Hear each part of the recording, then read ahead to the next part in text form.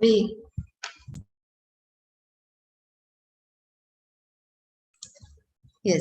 can start the event. So, very good evening and welcome to all once again.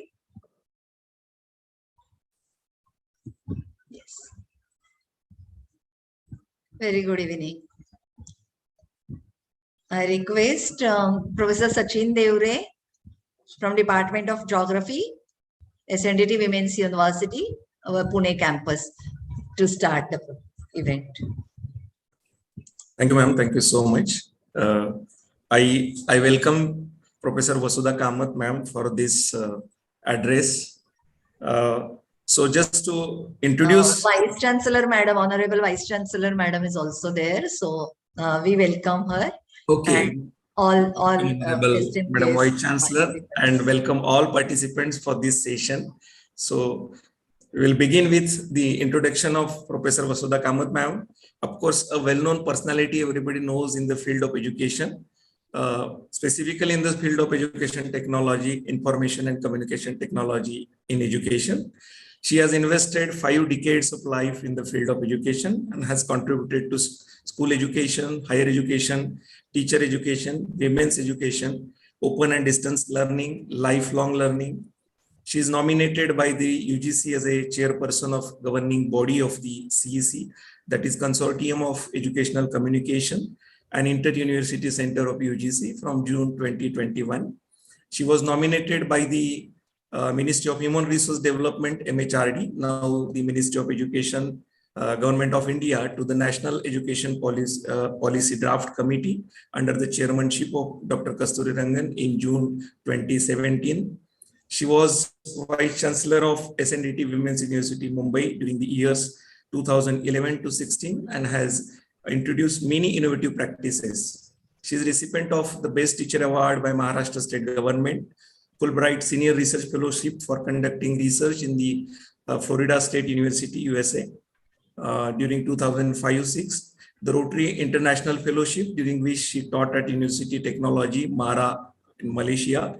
She intensely advocates integration of information and communication technologies in higher education, conducts professional development programs for faculty from higher education in the use of learner-centered pedagogies and integration of ICTs, blended, flipped, and online learning in a day-to-day teaching learning evaluation process. She is invited by many international universities and organizations for academic interactions and has visited several countries like Canada, USA, China, UK, etc., to name few, and many more countries she has visited. She has conducted several research studies for various national and international organizations such as Indian Space Research Organization, UNDP, World Bank, UNICEF, MHRD, etc. She has closely worked with open universities and National Institute of Open Schooling in various capacities. She has many publications in the form of research papers, book chapters, research report, etc. at her credit. And as a social activist, she works for the Society for Rural Reconstruction and Education through Narayan Ashram, working in Konkan region in the Sindhudurga district of Maharashtra since 1992. So today, we all are lucky to hear her address, on which she is going to talk on the implementation of NEP and responsibilities of higher education in India.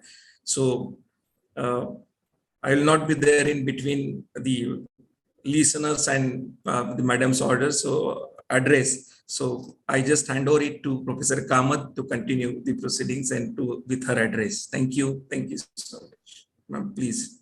Thank you, Professor Devri. So good to see you after a long time. Yes, yes. I'm very happy, very happy. Thanks. Professor Ujjwala Chakradev, Vice-Chancellor, SNDT Women's University. Organizers, Dr. Jayashree Shinde, Head, Department of Educational Technology and Director, Teaching Learning Center, SNDTU. And Dr. Amarendra Prasad Behra, Joint Director, CIT NCERT, officials of SNDT Women's University, and my friends interested in implementing NEP 2020. A very good and warm evening to all of you. I'm very happy to participate in this very special Golden Jubilee National Conference on NEP 2020 Simplified Pathways to EdTech Implementation, organized by the Department of Educational Technology, SNDT Women's University, to flag its Golden Jubilee Year celebration. This conference is organized in collaboration with Central Institute of Educational Technology, NCERT, and it is a great occasion for me as I was associated with both these organizations for a substantial time period, of course, much more with the Department of Education Technology at SNDT. When I was Joint Director CIT, we celebrated Silver Jubilee of CIT, and we happily did that. And I'm sure my friends from CIT would recall those happy instances. I congratulate Dr. Jayashree Shinde for organizing this national conference at a very appropriate time. I feel fortunate that Honorable Dr. Kasturangan sir addressed us in the inaugural session on multidisciplinary higher education as envisaged by the NEP. Learning from him during the preparation of the draft NEP was a very rich and valuable experience of my life, and I treasure it. NEP came into being on July 29, 2020, which means it is there now in existence for the last 2 years. Many states have prepared their implementation plans and have started implementing. Many recommendations were there for Ministry of Education, Government of India, organizations like UGC, AICT and other councils, and they have already moved in these directions. But there are many actions that the universities, autonomous colleges, and to some extent, affiliated colleges and standalone institutions can take on their own without waiting for the central or state government's directives, as they have that autonomy. Today, I wish to speak about those roles and responsibilities of the universities and colleges, we call them higher education institutions, in taking initiatives in implementing NEP 2020 in its true spirit. The conference aims at implementing NEP mainly from educational technology point of view. Many people, but many stakeholders of higher education wrongly equate educational technology with the new and newer technologies. But please do not forget the important term, which is education in that. Let me share with you my, please enable me to share my presentation. Dr. Jayashree Shinde.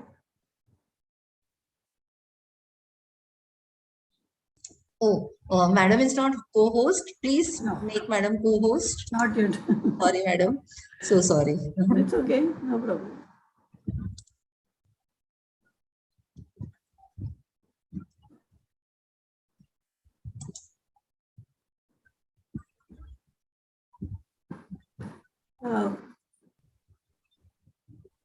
You can remove me from co-host, but make madam co-host.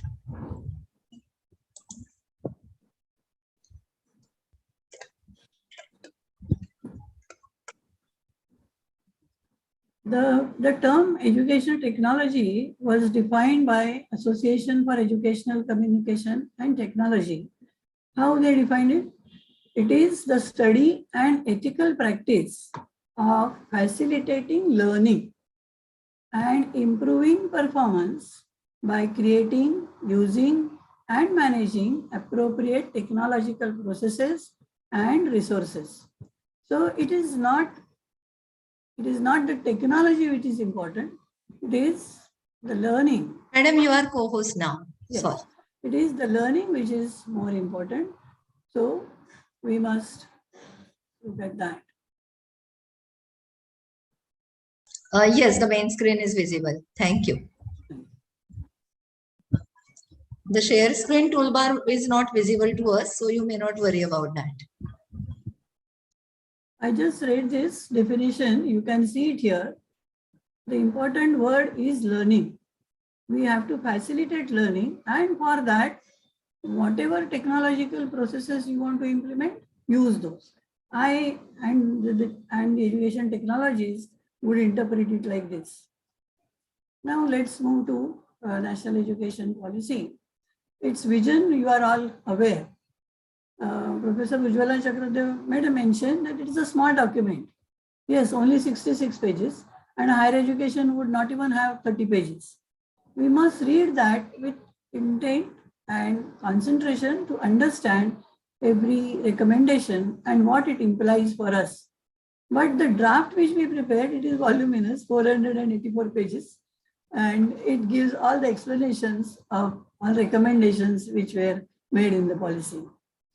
The vision of this policy is about education system which contributes to an equitable and vibrant knowledge society by providing high quality education to all, to everyone, whoever wants it.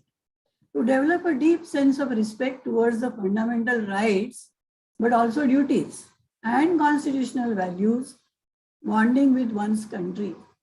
Not only rights. People are aware about their rights, but they forget about their duties. This policy again and again make you aware about your duties towards your country. Instill skills, values, and dispositions for a global, truly global citizen. You know that today we have many participants who may be from India, but now across the world, and they are logging in from around the world. So it's a global city, and we are global citizens. We have to instill, inculcate these values in our students.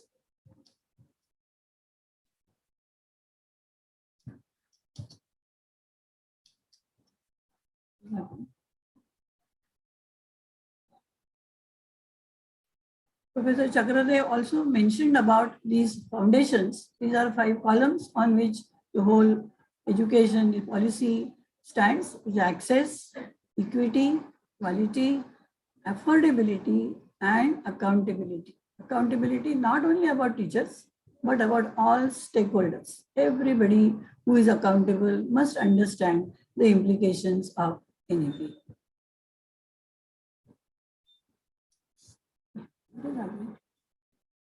The key principles which are given are emphasis on conceptual understanding, not memorization. Critical thinking and creativity, these are the 21st century skills. Fostering the unique capabilities of each student, not an average student. Equity and inclusion. Outstanding research as a core requisite for outstanding education.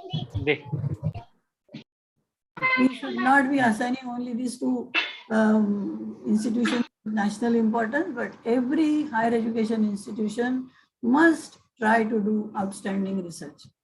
Continuous review and community participation, which is highlighted again and again, because otherwise we only develop white collar people who have nothing to do with the community from which they come. So this attachment to community, understanding the problems, participating in solving the problems, finding out the solution, this is what the policy talks about. Extensive use of technology. Now let us see what higher education institutions mean according to the policy. A university means a multidisciplinary institution of higher learning that offers undergraduate and graduate programs with high quality teaching, research, and community engagement. Both undergraduate and graduate programs. And autonomous degree granting colleges, which is the new term introduced. We have autonomous colleges, but now the policy talks about degree granting colleges. It refers to large multidisciplinary institutions of higher learning, which generally, mostly they will concentrate on undergraduate teaching. If you see, the policy recognizes 3 types of institutions. One is research intensive university, which has equal emphasis on teaching and research. Teaching intensive universities, they have greater emphasis on teaching, but still conduct significant outstanding research. And large number of autonomous degree granting colleges, which mostly concentrate on undergraduate programs. It doesn't talk about affiliated colleges. Please understand. The objective of higher education, as stated in the policy, is a personal accomplishment and enlightenment, constructive public engagement, community participation we just now saw, and productive contribution to the society. Because higher education means for that. The development of the nation takes place because of the people who come out of higher education system, because they are supposed to have the values, the knowledge base, the attitudes, the skills required for building the nation. It must prepare students for more meaningful and satisfying lives and work roles and enable economic independence. Economic independence is necessary, that is the base, but that is not all. We must remember that. So we should not continuously advertise that you get a big salary package if you get a degree from this university. What other things, what knowledge bases, what skills, how that person is solving issues related to society, all these are important for the policy. If you take an overview, you see a broad-based liberal undergraduate education. Sir just now spoke about it. It has flexible curricular structure, multiple exit points, and creative combinations of study. It has a new vision and architecture for higher education with large, well-resourced, multidisciplinary institutions where professional education, vocational education, teacher education are all integral part of higher education. It talks about higher education institutions in terms of university, autonomous colleges. It talks about affiliated colleges, but it says it should be phased out. So full autonomy is with universities and these degree granting autonomous colleges later we'll have. Some autonomy is there with present autonomous colleges to form their own programs, offer them, but the degree will be given by the university. And very little autonomy to affiliated colleges because most of the things are decided by the university. But still there is autonomy for the pedagogy, for internal assessment, for student development, and many other things. But policy says affiliated college system should be phased out. What is the role of these institutions? I'm not saying governments, state governments and central government. What we can do as university or as autonomous college or as affiliated college. And we saw the definition of education technology. So I'm not going beyond that. The education technology tells you that you consider the learning most important thing, and that is why the whole program, curriculum, its pedagogy, how you assess those, and how you give support to the students. So quality learning encompasses curriculum, pedagogy, assessment, and student support. They should build character, enable learners to be ethical, rational, compassionate, and caring. These are not only adjectives, but we must strive for these. Prepare learners for gainful, fulfilling employment. Let's see how we can march towards implementing this policy. We can develop undergraduate, postgraduate programs. When I'm saying program development, I'm talking about universities and I'm talking about autonomous colleges which have some autonomy right now.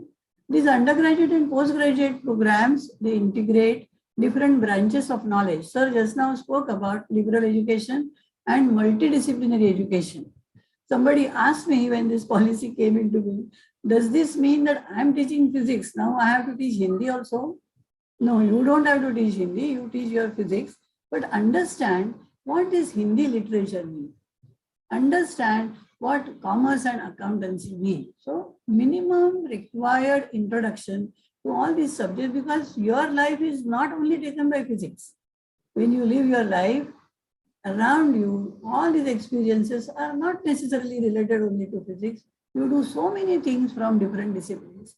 So understand that importance and try to integrate that while you plan your programs. So different branches of knowledge, language, arts, natural and social sciences, culture, sports, music, vocational education. This is one area which the policy harps on again and again. Vocational education to be introduced from school. From 6th standard, they should know about vocations around them. From 9th to 12th standard, this is a slab of secondary education, and in that they must learn at least one vocation. And when they come out and they go to higher education, again, strengthening of vocational education, understanding more about new vocations, technology-driven society, that is more important. So new technologies for life skills, vocational skills, and different modes of learning for learning face-to-face, blended, online, and meet. You all know that policy talks about flexible, high-quality higher education. You see it here. The framework talks about levels, vocational framework. The same framework in education, levels for level 5, 6, 7, 8, 9, 10. We will see at every level there is exit. These organizers have already arranged a session keynote by Professor Sancheti on ABC of ABC, and he will talk about what this means. When you exit, what happens to your credits which you earn, how you can make meaning of it. But here, it's a 3 years degree program. You are moving towards 4-year multidisciplinary bachelor degree program. And that bachelor degree program, if the last year, 4th year is you do it only with research, how you can directly go for PhD. You don't have to go for masters. So all these combinations are suggested. Many master degree programs, flexibility is suggested. So universities definitely can experiment, explore, find out how to design such master's program, such undergraduate programs, which give freedom to learners for entry, for exit, for learning, for understanding at least something from different disciplines. I always quote my own example. I did my BSc in chemistry and I wanted to learn sitar. I was told nothing doing. You only take chemistry and 2 subsidiary subjects. That is, I took botany and zoology. I wanted to learn Bharatnatyam. No, you can't learn dance and music in BSc program. But I did my degree long back, many decades ago, 50 years ago. But now still we are doing the same thing. Now this policy is telling you, if a learner wants to learn about sitar, let her take those courses. If you don't offer on your campus, they can do it online, they can do it from other universities, earn those credits, come back to you. So this flexibility is offered by this policy. So while you are designing the programs, keep these things in mind. The PhD program is level 10. If you do masters after 3 years degree program, you can do masters in 2 years. If you are doing 4 years bachelor program, after 1 year you can get a master's degree and come for PhD program. It talks about curricular reforms. It's not only designing the titles of the program, 4-year or 3-year, but what to include in that. So many things, humanities, science, maths, culture, society, language, literature. Many people say those who are learning professional education, their language is very poor. Because they consider it is the technology, I'm doing MBBS, I'm doing BTech. Why do I bother about language? Language is very important because you communicate through language. How you speak, how you address, how you express, how you conceptualize. So language at all levels, but when you come to higher education, language is not at all important. You just study it for 15 months or whatever, 25 months, that's all. Now this policy says no, understand various aspects of your life which are reflected in these subjects. So vocational subjects, sports, as if, see, we generally teach our B.Ed and M.Ed students about 3 domains of knowledge. Which are 3? One is cognitive, other is emotive, that is your emotional development, and third is psychomotor. At school level, all these 3 are taken care. But when the person comes to higher education, we say it is not our job to talk about his or her physical development. We will only concentrate on accountancy or English literature or physics. Policy says no. Concentrate even on, give attention to physical development, psychomotor development as well in higher education, and include that in your curricular definition. It says no hard separation between arts and science, commerce, accountancy, curricular and extracurricular activities, vocational and academic streams, nothing. Don't create walls. Silos should be taken out. Because knowledge is all one. Why should we create walls? We have been creating walls. Policy again and again talks about come out of these silos. You must have seen UGC developed this specific curriculum for undergraduate 4-year program, and they have asked for your comments. You better go to website, find out and give your comment. But what it says, common courses are there. Even if you are doing BSc or BCom or BA in psychology, you can. There are introductory courses related to natural science, humanities, social sciences. I remember I did my BSc last year in SP College, Pune, and my roommate was doing English literature, BA in English literature. So she used to come and talk to me and tell me about this novel and that novel. Then one day, because I love literature, so I used to listen to her. One day I asked her, shall I also tell you electronic configuration of atom and what is the atomic weight and all? She said, no, I will not understand that. See, this is how we have created walls. This is how we have created walls. Now policy says, do reforms. Let students understand at least first 2-3 semesters, let them understand what is happening around them. What is that? They don't know about economic flexibility, economic development of a country. You talk about $1 trillion economy. What is that? They don't know. They don't know how to reach that. They only know about what subject which they have studied. So these silos to be taken out, and that is why common subjects should be introduced at the first 3 semesters. That's what UGC is suggesting. But you also can have your own ideas and tell UGC, this is how it can be done. It talks about global citizenship education. It talks about planning internship, research internships with your own professors or outside agencies. It talks about community engagement, environmental education, value-based education. All these things must be introduced in your curriculum. And I proudly say that at SNDT Women's University, we have introduced many of these things at our master's level.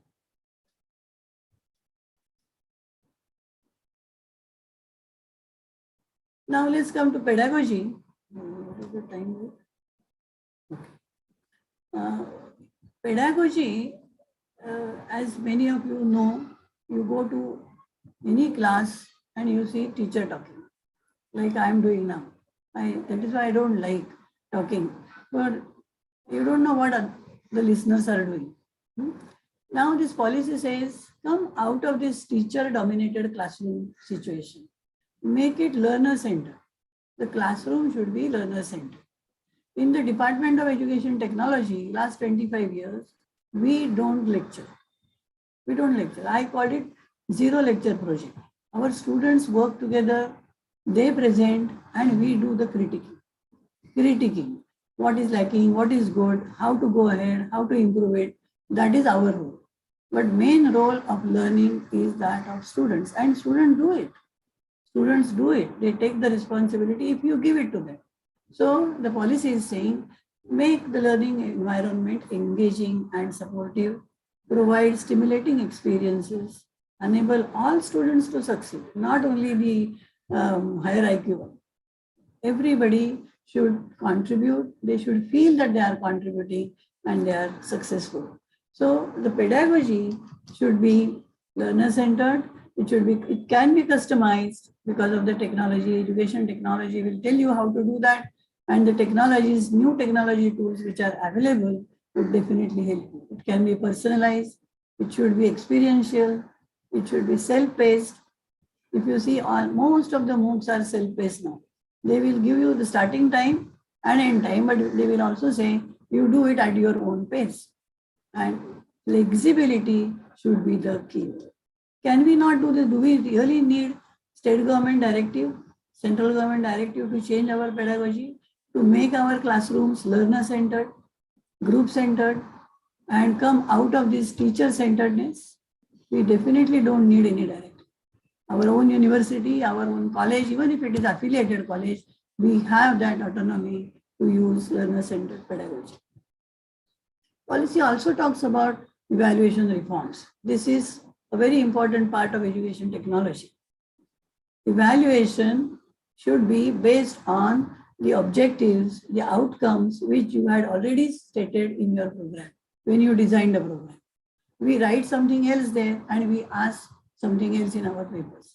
Generally, our questions are who said, where, what, when, which are at all, they don't need to be asked such questions because this is information. And students can get information at the click. Why should we do that? We should reform our evaluation. It should be outcome-based. We should move away from memorization. You give information. Your paper should not be half a page. It can be 6 pages. Give them information and ask them to do something with that information. So we move away from memorization. Continuous comprehensive assessment. Comprehensive assessment. We conduct workshops for faculty members all over the country and we ask them how to prepare the, say, portfolio. Now, for portfolio, you have to have your assessment given to students. They say, we don't give any assessment. We just ask them to write a paper. That's all. So 30 marks internal assessment are used only for writing a paper. Why? So many things could be done by students. Product-oriented things can be done. And it can be continuous. It should be formative. In the Department of Education Technology, you will see our master's program. 2 of the semesters are internally assessed. Why? We know how the students' growth takes place, how to take them ahead on the success path. This is what we should do. Not because SNDT Women's University is doing, I'm saying the policy is saying this, that it should be, we should give more importance to formative assessment because it is transformative. End of semester is only one time. And that time I may not be well. I may be having some problem at home. And those 3 hours are very critical in my life and I get pass class. I'm not a pass class student. If you had given me an opportunity for the whole semester and observed me, I would have shown you, yes, I have interest in my learning and I'm progressing. But we don't do that. So these reforms should be done by the university. These reforms can be done by the autonomous colleges. I'm not saying affiliated colleges do that because for evaluation, they depend on universities. So that is why policy says phase out.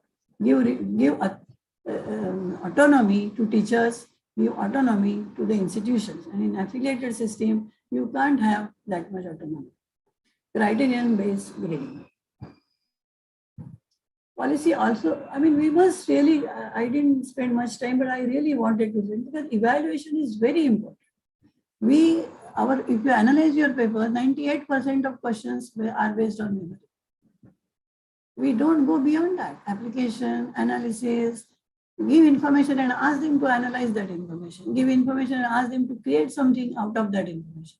But this cannot be done in 2 hours at the end of the semester. That is why we need continuous comprehensive internal evaluation. So think about that, how to reform your evaluation system. Read about the draft. Draft writes very clearly, lucidly, very descriptively about evaluation reforms. Please read that. About research and innovation, it tells you to set up startup incubation centers, a small level, may not be big 5 crore thing, but you can start incubation centers, technology development centers, centers in frontier areas of research. The universities can definitely do that. Take initiative. The state government need not tell you where to bring money, but start small. Start small and then go ahead. People will come and help you. Conduct interdisciplinary research. Interdisciplinary, multidisciplinary, and sir used the word trans. Please understand importance of these 3 terms and try to use them in your curricular reforms, evaluation reforms, research reforms, innovation reforms. This policy talks about innovation. innovation in everything. And not only by the teachers, it talks about innovation by the students. So set up evaluation innovation centers. To develop specific handholding mechanisms and competitions for promoting innovations among student communities. Students like to create something new. They definitely like to innovate, but we don't give them a chance.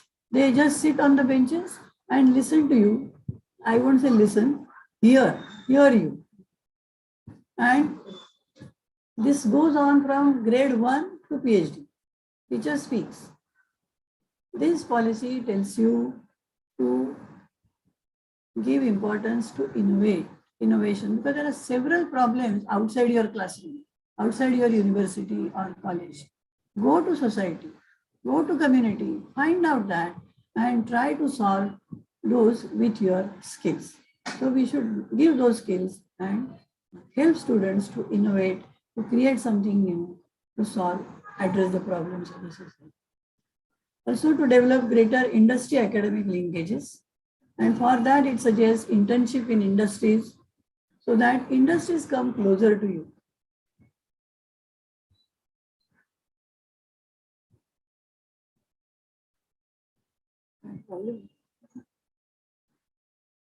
Am I not visible?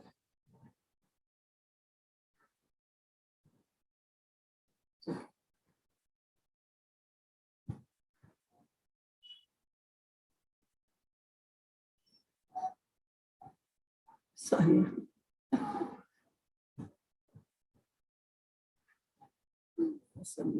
Okay. So industry academia linkages in SNDT Women's University, when I was a Vice Chancellor, we introduced compulsory internship for all master's programs. In the last semester, at least for 8 credits. You go to industry, you go to outside agencies, NGOs, work. Try to implement what you learned there. Try to help them, and also in this process, learn life skills. This definitely can be done by the universities on their own and colleges, certainly. It is community outreach and internationalization. Internationalization also should be done. Internationalization at home. We are not saying sending our students abroad, but bringing outside students to our own universities and colleges. Design and develop so many innovative programs based on Indian ethos so that many countries outside may be interested. Hello, any problem? Are you muted, madam? Huh? What is it? No, she is very much audible. No problem. Okay. Yeah, sorry to disturb. You would be happy to know when the previous minister had made an announcement that 12 countries had asked whether they can use this policy and implement it in their countries with modifications, of course. But see, people are interested to interact with us and we should take advantage of that. So student exchange program, not only with outside universities, but within the country, there are many institutions and universities and organizations where students are there. You can plan for student exchange programs. Invite their students and send your students there. Quickly, there is the technology interventions. Technology can be used for many purposes like teacher preparation, classroom processes like teaching, learning, evaluation, streamlining, educational planning and management, giving access to disadvantaged people. I also suggest that many learning resources can be developed. This one good thing these organizers have done is they have organized 12 workshops, and some of the workshops would share with you how to develop learning resources of high quality. So try to develop open education resources, virtual labs, and there are e-books and journals available. There are museums, there are parks which are already available. Find those out and help. You don't have to talk about museums and history. There are museums which are now giving you access to every artifact there to check it 360 degrees. It's possible. Do it. So teacher must know what are the resources, digital resources available, digital library, virtual science, technology park, so many things are available.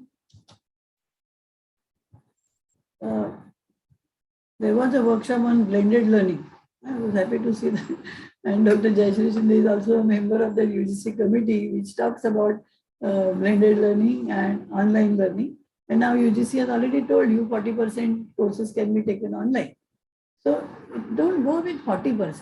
Create online courses which are again learner-centered, not teacher-centered.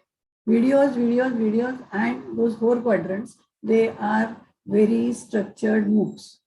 Very structured MOOCs. Students just cannot do anything apart from seeing those videos and apart from reading that.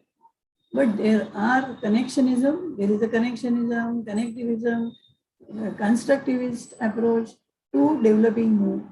Try out, find that out and create MOOC so that they are learner-centered.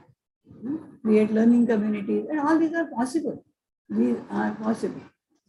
Many faculty members have not used learning management system, LMS. Why they haven't used? They don't know. Make them aware about it, and they would love to use learning management system because that helps you to manage learning. That helps you to manage content.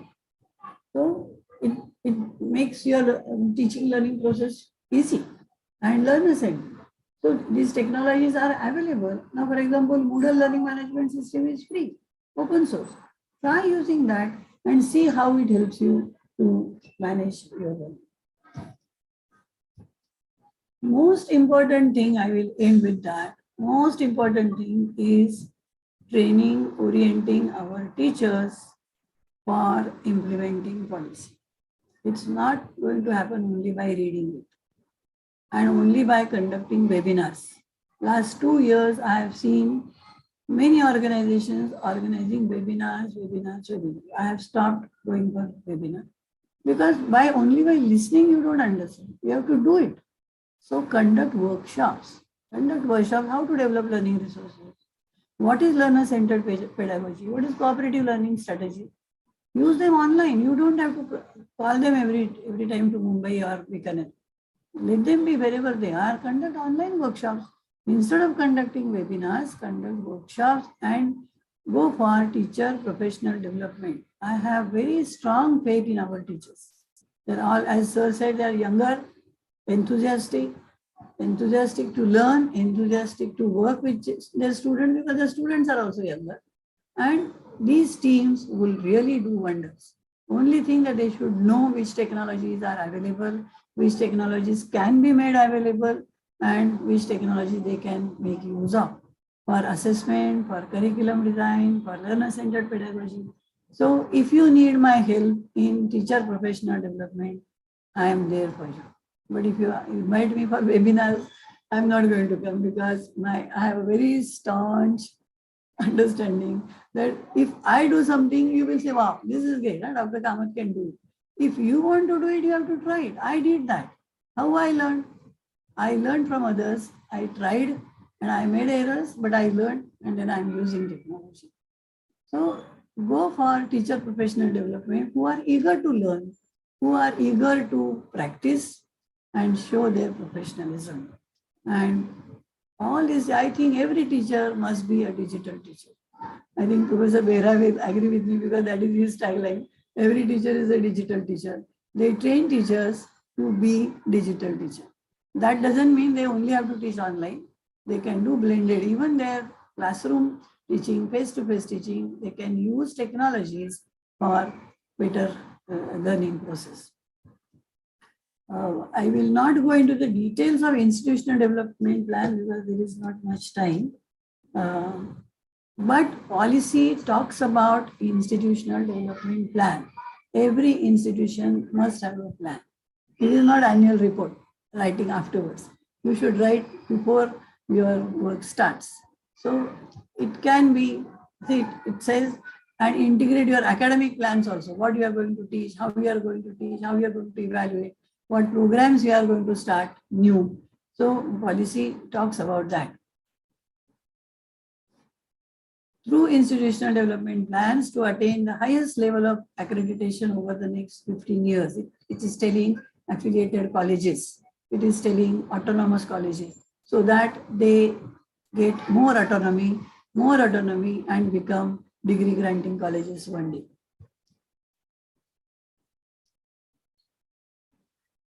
What your development plan should have, institutional development plan, you should have new innovative programs, curricular reforms, innovative pedagogies you are planning, availability of learning resources, reforms in assessment and evaluation, development of physical infrastructure, what you are going to do, integration, how you are going to integrate IT and ICT in all aspects of higher education, your university or your college, community enrichment development, student exchange programs, student support, skill development and vocational education, industry partnership, research and innovation, teacher professional development. So all these aspects should have space in your institutional development plan. Internationalization and governance, how you want to govern. Don't put all responsibilities on the head of Vice Chancellor or a principal.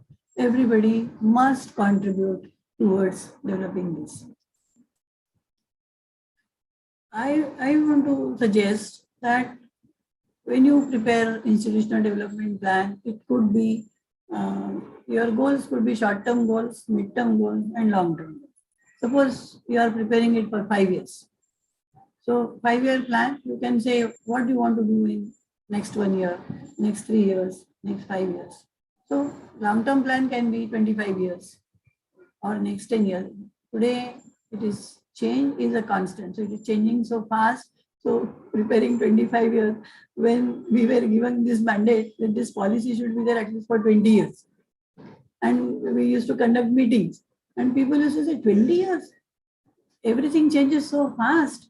20 years is a long time. Yes, in very fast changing society, 20 years is a long time. But you see now 2 years are already over. And where are we in terms of implementing policy? We are still orienting 15 lakh faculty members of higher education. Orienting. After that, we will start doing it. So now Vice Chancellors, principals, and the leadership should take up this challenge and prepare their institutional development plan. Prepare their plan means it is not they sit on the table and then do it. It is bottom-up approach. I think it should be a bottom-up approach.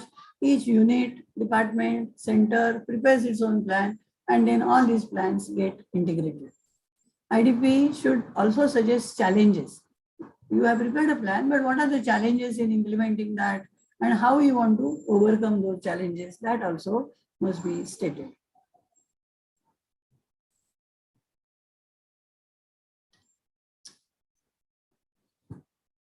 And then integrate all academic plans ranging from curricular improvement to quality of classroom transactions into the larger IDP. That is what the policy says. Keep this in mind. So once your IDP is ready, your development plan is ready, then it would be easier for you to move forward. It may take time. So give that time, because that time investment is ready. You should have, it is inevitable. So that once you plan, accept, everybody must be on it. Everybody must accept that. And then you start working on it. Implementation will be very fast. I thank you all for listening patiently. But I would again suggest that if you need my help, not giving you address, but working with you, let me know and I am there for you. Thank you, Dr. Jayashree Shinde and Dr. Bera for inviting me to this August gathering and share my views with you. Thank you so much.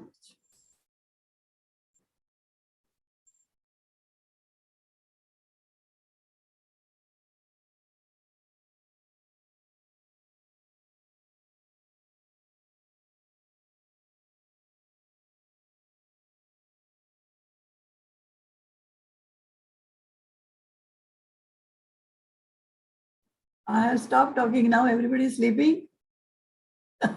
I hope not. No, it was an excellent talk, ma'am.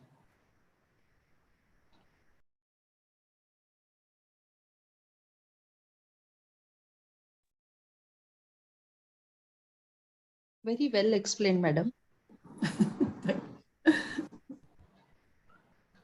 One thing I did not mention at that time was that we have been entrusted with the responsibility of making what you talked about, like having a cluster. What would be the frame guideline for the cluster university, or a unitary university, or any institution which has it's more than 50 years old? How are we going to convert gradually? Thank you, madam. Thank you that very much. university? Yeah. Actually, Dr. Vera might be on the airport now to come back. We were announcing in previous session, but we did not take much time. But a very, very, what we can say, prestigious award out of 2 awards. One award of using ICT during this entire pandemic. Yes. No. So that award is given to CIT NCERT. We request participants, Dr. Devre, would you be asking questions to the participants if they have any? We still have time, so we can. Madam was speaking. Ma'am, Vice Chancellor was speaking, ma'am. Please let her. Yeah. So your unitary institutions like which have completed 50 years are also being, how do we gradually give them the autonomy and then finally the status of a university? All these are the areas which have been given to us for consideration and implementation policy. Not only policy, implementation strategy and rules and regulations in Maharashtra. So that is a very, very important and prestigious assignment which has been entrusted on us, and we are working on it. And guidance of madam, your guidance, madam, will also be needed at that particular juncture. So once the framework is ready, we will come and talk to you about it also. Share the document with you. Thank you.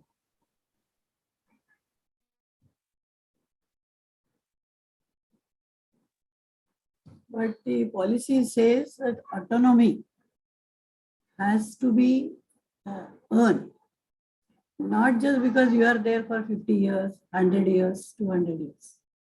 What you have achieved in terms of student learning, in terms of enriching student life, that is more important. And that is why you will say this accreditation is also going to be binary. It's not grades, B grade, C grade, A grade, A++ grade. So it is talking about binary assessment and accreditation. So that either yes or no, once it is accredited, you go ahead.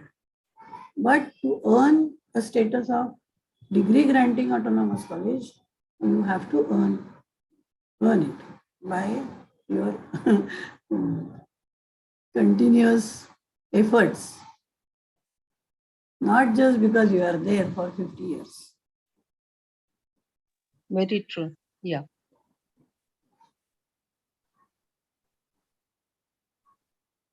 Okay. 3 minutes and we can close.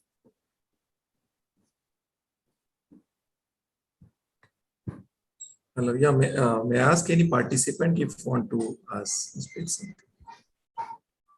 Dr. Kamat, I was very interested in hearing your opinions. What are different roles that teachers can take? What differentiated careers can teachers now take in with this new education policy? Given that this teaching has become so specialized and so wide, the depth and breadth of teaching has become much more with the new theories of learning, new pedagogies, new technologies, and new scope of what teachers are expected to do in this new way of doing things with problem solving, entrepreneurship, all these different new things that we're talking about. How are we thinking of specializing teachers in various areas?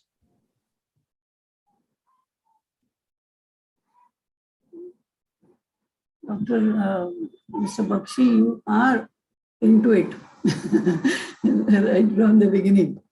And career paths, not only of higher education teacher, but even school teachers are discussed in the draft as well as in the policy. Because once a teacher, always a teacher, that is what our idea is fixed. It is not so. Now, henceforth, one person will be changing at least 6 different jobs. And 6 jobs does not mean 6 companies and same job. Different jobs. And that is why you must make your learner so ready that what is happening around you. But this is about learner. Who is going to teach that learner? The teachers. Now, what about these teachers? Once a teacher, always a teacher. Is that so? In my time, it was so. Once a teacher, then you retire. Maybe you retire as the principal of a school. That's all. Now, the policy suggests that there are many areas where not only going to hire administrative role. Without having any administrative training, people become principals, vice principals, supervisors in the school. Now, educational technologies. Any teacher can become educational technologist provided he or she wants to. Kasturanga sir mentioned about AI. AI will, if we learn AI, machine language, then there are many roles available to a teacher in his position as a teacher, but enhancing the personality, helping the learners in different areas. Can a teacher have a startup? Nobody will say, no, don't do that. You only teach. Why? Why? Think about it. This is a very appropriate question which Mr. Bakshi has raised. In your IDP, you think about it. How we want to develop our own teachers. 16 years, then they become board of studies member. That is okay. But still they are in the system and they do the same thing. Can they do different things? Because they have that possibility. They have those potentials. They go on increasing, enhancing their knowledge base, their skills over a period of time, but it is not recognized in our system, ecosystem of higher education. Can they, now for example, when open learning system came, open universities came, what they did? They asked the face-to-face teachers to come there. Did they have any training? They go there and they again teach. What question Mr. Bakshi is raising, how we develop our own teacher community. We have 15 lakh teachers. Think about it. The human resource. We have 4 crore students, that is one thing. We are training them. But we also have 15 lakh higher education teachers who also need some kind of mentoring, hand-holding, and taking them ahead, asking them what they want to do. Nobody asks them. Assistant professor, associate professor, professor, head of the department, maybe vice-chancellor, and then retire. There are n number of roles around. If you just see the policy, now, Mr. Bakshi, let us work together and find out, list them out and share with these people. These 28 roles are already written in the policy, which could be taken up by the teacher. Thank you for raising this. Thank you so much. Thank you. Thank you, Dr. Thank you, ma'am. Thank you for this enriching address in the responsibilities of HEIs when we talk about the NEP. So, on behalf of Department of Education Technology and the host team, I thank you all for joining this session and enriching the participants. So I thank all participants for having interactive participation in the workshop. And at the same time, I thank the host team, Honorable Madam Vice-Chancellor, Professor Ujjwala Chakradev, and all team members. And with this, may I conclude this session. So thank you all. Thank you, madam. Thank you, Honorable VC madam. Thank you, Kamat madam. Thank you, Mr. Bakshi. Being with us is a pleasure. Thank you very much. And tomorrow, see you all at 10:15. We are starting our session of Professor Sancheti, who is writer, I can say, maker of ABC document along with Dr. Tyagarajan. So we are actually getting opportunity to hear from the horse's mouth, as we say. So be here with us tomorrow morning at 10. Thank you. And the link is different. So the link is, I think, shared in all WhatsApp groups and is on the website also. We are continuously updating our website, and on the website you can you will not get Zoom link, but you are getting YouTube videos on the website for future reference. Thank you, Dr. Mandar and other friends. Thank you, Dr. Sharma. We can close. We have stopped. Have we stopped recording? We can stop recording, and we can also stop YouTube streaming. Bye-bye.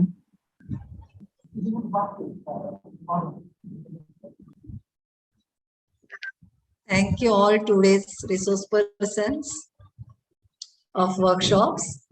Those were wonderful workshops. We are